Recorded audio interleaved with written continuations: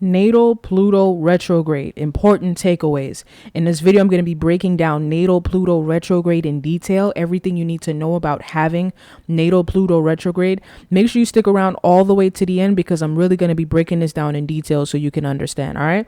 Natal Pluto Retrograde, let's get into it. So when you have natal Pluto retrograde, you were born when transit Pluto was retrograde. Okay, so when you were born, when you took your first breath, transit Pluto at the time in the sky was retrograde. It appeared as if it was going backwards in the sky in retrograde backwards motion. Pluto represents power, transformation, chaos, and destruction to build anew. Okay, these are the things that Pluto represents. Pluto represents power, transformation, chaos, and destruction to build anew. Destroying things to rebuild anew. Power, wielding power, transformation, and chaos. Retrograde represents a time period of reflecting and reassessing matters. Okay, that's what retrograde time periods represent, a time period of reflecting and reassessing matters. Having natal Pluto retrograde, it makes you reflect on your personal power a lot. You reflect on how to gain power and wield power. You reflect heavily on matters involving death, transformation, and psychological matters. Okay, this placement makes you a very deeply psychological person, right? It makes you reflect on all things involving Pluto a lot more than the average person. So you reflect on power more than the average person. You reflect on transformation, chaos, and destruction way more than the average person. You spend a lot of time reflecting on psychological matters.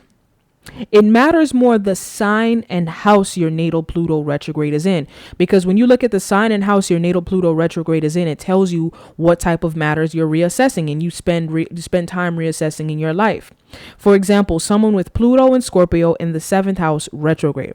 So Pluto and Scorpio by itself, like as far as direct, represents a generation that harnesses power through Scorpio-like matters, meaning they gain power through transformation, chaos, the subconscious mind, destruction to rebuild anew, self-sabotage. Like this Pluto and Scorpio generation represents a generation that harnesses power through Scorpio-like matters. But when it's retrograde, you spend a lot of time reflecting, how do I harness power through these matters, right? You spend a lot more time than someone who has Pluto and Scorpio direct. You would spend way more time than that person trying to reflect on Pluto-like matters, how to express Pluto energy, how to harness your own personal power.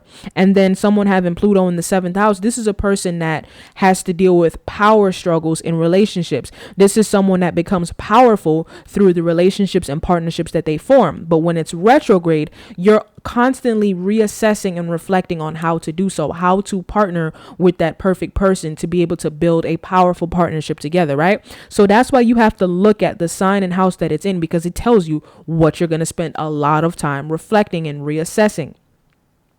People with this placement are said to have abused their power in past lives, and they're here to correct that karma. Okay, so that's just like a little astrology, I guess you could say rumor, is that people who have natal Pluto retrograde, they abuse their power in past lives, and they're here to correct that karma. So who knows? That's on you if you have this placement.